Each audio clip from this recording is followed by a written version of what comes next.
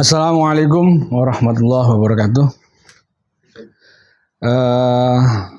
Anak-anak kelas 12 sekalian, kelas MIA maupun IS, kita bertemu kembali di pertemuan kali ini.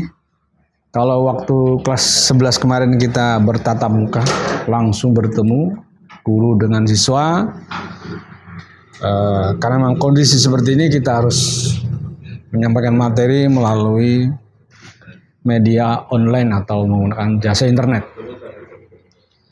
Tapi semoga pertemuan yang pertama ini di media online ini tidak mengurangi semangat kalian dalam belajar, memahami agama Islam, memahami akidah Islam, agar kalian menjadi manusia-manusia yang terbaik di muka bumi ini. Sekarang kalian sudah memasuki fase di mana sebenarnya kalian sudah naik kelas 12. Sudah harus bersiap diri menjadi manusia yang dewasa. Baiklah, kita langsung saja pada kali ini memasuki bab yang pertama, yaitu cerminan dari nilai mulia dari Al-Asmaul Husna. Tentu kita semua tahu bahwa Al-Asmaul Husna itu memiliki dua kata atau gabungan dua kata. Yang pertama adalah yaitu Al-Asma, yang merupakan jamak taksir dari kata ismun. Jamak taksir itu berarti jamak yang tidak beraturan. Jadi kalau kalian ingin paham tentang jamak taksir, ya pelajari ilmu nahwu. Kemudian yang kedua adalah Al-Husna, yang merupakan wazan mubalaghah dari kata husnun. Jadi kalau kita gabungan Asmaul Husna itu berarti nama-nama Allah yang paling terbaik. Dan yang sudah kita ketahui dan umum sudah kita tahu juga bahwa alam Asmaul Husna yang tertera dalam Al-Quran, dalam Ahlus Sunnah wal Jamaah maksud saya, itu ada 99 yang sudah umum kita bacakan di pujian-pujian di masjid-masjid, di musola-musola. Untuk kali ini saya akan mencoba menjelaskan mengenai Allah yang Maha Pemaaf, atau dalam bahasa Asmaul Husnanya disebut dengan Al-Afu. Ya. Al-Afu itu merupakan nama dari ke-83 dari 99 nama, yang merupakan akar kata yang memiliki makna, yaitu meninggalkan sesuatu dan memintanya. Dari sini lahir kata afu yang berarti meninggalkan sanksi terhadap yang bersalah, atau Allah memaafkan dari segala kesalahan manusia. Dalam kamus-kamus bahasa Arab itu banyak arti, diantaranya adalah menghapus, membinasakan, dan mencabat akar sesuatu. Lalu sekalian, kelas 12 MIA dan IS, Allah yang memiliki nama Al-Afu atau memaafkan segala kesalahan hambanya, di mana Allah memaafkan tidak hanya kepada mereka atau terjuduk pada mereka yang bersalah saja, baik yang sengaja maupun tidak sengaja, tetapi memaafkan secara universal kepada semua hambanya, bahkan sebelum manusia itu meminta maaf. Kalau dalam surat Al-Baqarah itu ada Rabbana la tu'akhidna in nasina aw akhtana Rabbana wa la tuhammilna ma la taqata lana bih. Itu kira-kira kesimpulannya seperti itulah, bahwa sebegitu luar biasanya kemaha besaran Allah memaafkan hambanya yang mau bertobat sekalipun dosanya itu bergunung-gunung. Maka tidak heran kemaha segalanya Allah itu wajib kita puji.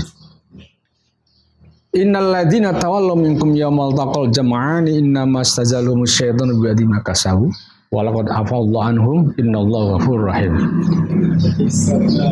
Sesungguhnya orang-orang yang berpaling di antara kamu ketika terjadi pertempuran atau antara dua pasukan, sesungguhnya mereka tergelincir oleh setan. Disebabkan sebagian kesalahan dosa yang telah mereka perbuat, tetapi Allah benar-benar telah memaafkan mereka. Ini sudah jelas sekali. Maka sudah seharusnya menjadi keniscayaan barangkali ya. Cerminan dari kata al-afu menjadi teladan bagi kita bagaimana kita bisa meniru lah, walaupun tidak seperti Allah dan itu tidak mungkin. Yang pertama yang bisa kita teladani dari kata al-afu adalah meyakini bahwa Allah memaafkan segala kesalahan hambanya. Jadi sebagai umat Islam yang memang sudah diajarkan oleh guru-guru kita ya, orang-orang tua kita, memaafkan itu mungkin lebih baik. Itu sudah dicontohkan oleh Allah, memaafkan hambanya selama manusia tersebut tetap ingin bertaubat dari kesalahan. Karena memang mungkin Allah udah paham, sudah ngerti. Karena manusia itu ciptaannya sendiri, berarti Allah sudah mengerti bahwa manusia itu ada potensi untuk berbuat salah, ada potensi untuk berbuat kebaikan. Maka karena ada dua potensi itu, nah yang kedua adalah potensi melakukan kesalahan, maka Allah membuka pintu untuk memaafkan segala kesalahannya itu, atau yang kita sebut dengan pintu taubat itu. Karena Allah paham, mengerti bahwa manusia itu punya potensi dua itu, potensi berbuat kesalahan maupun potensi berbuat kebaikan. Seperti apa yang Allah firmankan dalam Al-Quran, wa nadul mawazin al-qista liyaumil qiyamah fala tudlamuna nafsun syai'a wa in fala tudlamuna nafsun syai' wa in kana mithqala habatin min khardalin ataina biha wa kafa bina hasibin. Yang kalau kita artikan adalah, dan kami akan memasang timbangan tepat pada hari kiamat, maka tidak seorang pun dirugikan walaupun sedikit, sekalipun hanya sebiji sawi. Kami mendatangkan pahala dan cukup kami berbuat perhitungan. Artinya kesalahan sedikit pun yang tidak diampuni oleh Allah itu akan terlihat nanti di hari kiamat. Wa may ya'mal mithqala dzarratin khairan yarah wa may ya'mal mithqala dzarratin syarran yarah. Oleh karena itu, jadilah manusia yang mampu memaafkan kepada orang lain. Yang kedua, yang bisa kita teladani dari cerminan dari kata al-afu, asmaul husna al-afu adalah perintah untuk menjadi manusia yang mudah sekali memaafkan kesalahan orang lain dan menjadi penutup aib orang lain. Bukan justru malah membuka lebar-lebar aib orang lain. Ini pelajaran yang menarik dan bagus untuk kita teladani. Yang paling mudah itu begini. Yang paling mudah itu yang artinya untuk kita pahami barangkali begini. Kita barangkali manusia semuanya barangkali punya aib ya.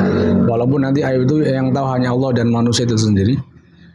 Kalau saja kita punya aib, lalu aib kita itu dibuka oleh orang lain. Atau kalau sekarang lagi ngetren itu data pribadinya bocor, barang seperti itu tentu kita tidak akan terima, tidak suka, tidak senang, bahkan mungkin bisa marah.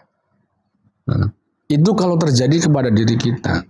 Nah, begitupun jika hal ini terjadi kepada orang lain, yang orang lain itu memiliki aib, lalu kita bocorkan, lalu kita buka, diceritakan kepada orang lain, tentu selaku manusia yang manusiawi tentu akan terjadi kemarahan, tidak terima dan sebagainya. Maka alangkah indahnya ya kita juga semua belajar untuk melakukan hal itu, karena melakukan sebuah kebaikan juga butuh proses ya barangkali. Jadi alangkah indahnya kalau kita umat muslim tuh terutamanya ya saling menutupi kesalahan orang lain, karena Allah sendiri ada perintah seperti itu. Kalau memaafkan kesalahan orang lain mungkin barangkali itu juga salah satu kewajiban kita sebagai sesama muslim untuk saling memaafkan, saling mengerti keadaan bahwa memang kesalahpahaman itu sudah biasa terjadi di kehidupan kita. Allah berfirman dalam Al-Quran, "In tubdu khairan aw tukhfu aw ta'fu an su'in wa innallaha ghafurun wa innallaha kana 'afuwan qadira." Jika kamu menyatakan kebajikan, menyembunyikannya, memaafkan sesuatu kesalahan orang lain, maka sungguh Allah Maha Pemaaf dan Maha Penguasa.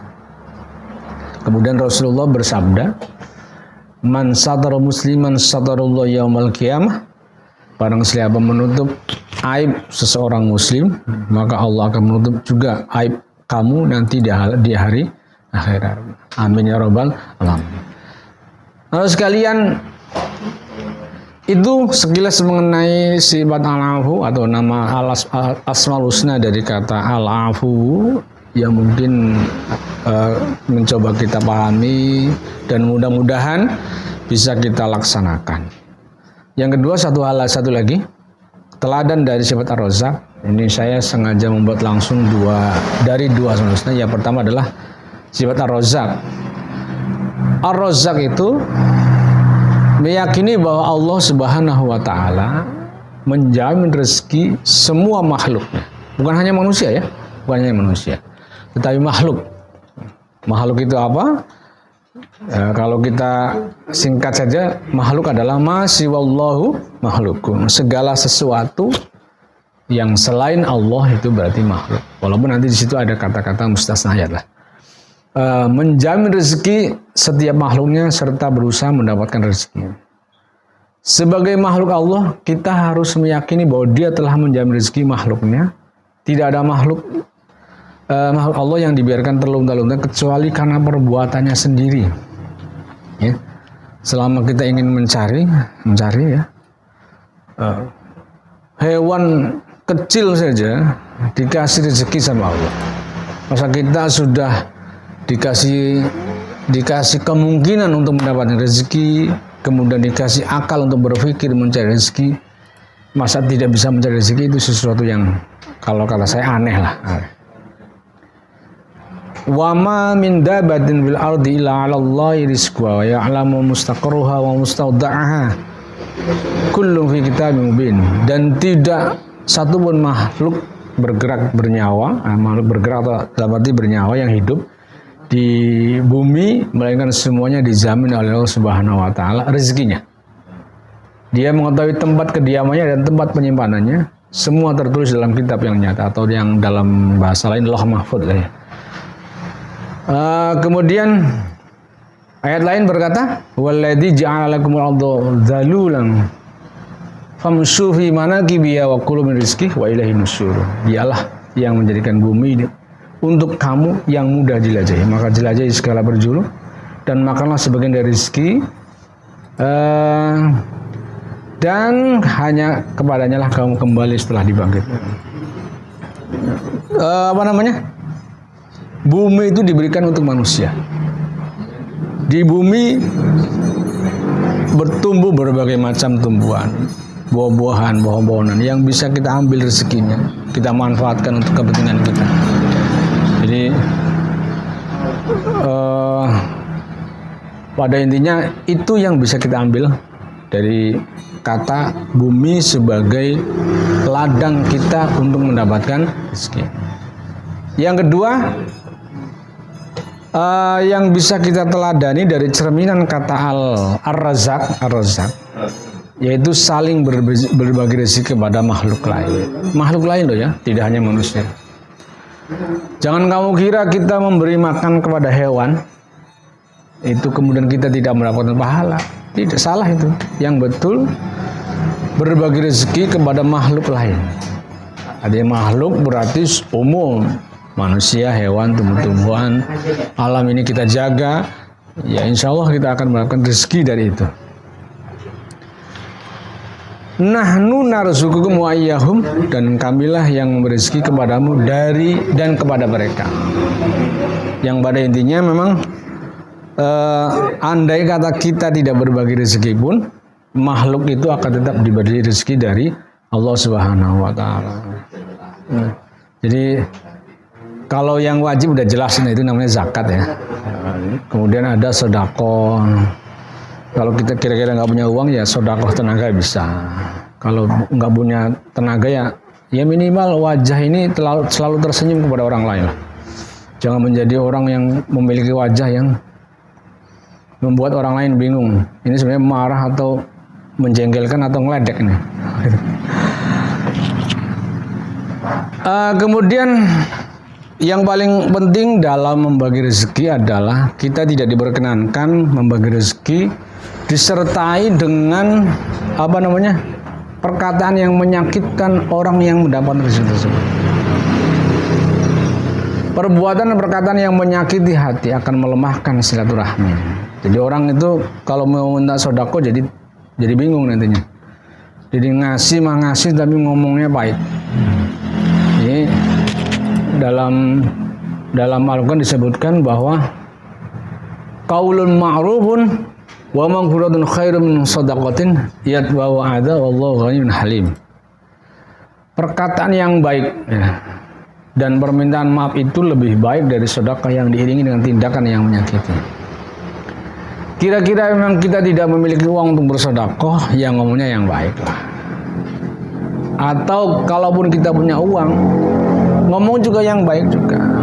Jadi kira-kira orang yang mendatangi kita untuk meminta sedekah, meminta santunan itu, hatinya tidak terlukai oleh ucapan orang yang memberikan rezeki.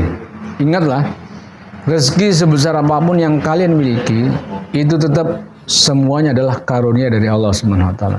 Kalau Allah ambil apa kekayaan kamu, kira-kira akan seperti apa terjadinya? Kalian ngerti sendiri kan? Oleh karena itu, dari dua kata ini, mari anak-anak sekalian kelas 12 Mia dan Iis, kita ambil cerminan, teladan untuk bisa memperbaiki diri. Yang selama ini biasa membuka aib orang lain, kurangilah sedikit-sedikit. Yang selama ini hatinya susah untuk memaafkan kesalahan orang lain, ya mulai perbaikilah. Berusaha belajar mudah memaafkan kesalahan orang lain.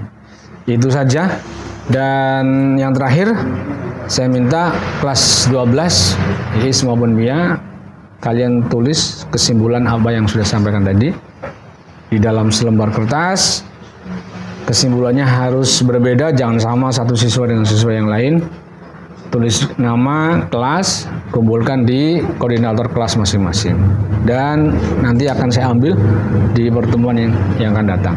Itu saja keterangan mengenai bab 1 dari Akidah Akhlak kelas 12. Dan mohon maaf, wallahul muwaffiq ila aqwamit thoriq. Assalamualaikum warahmatullahi wabarakatuh.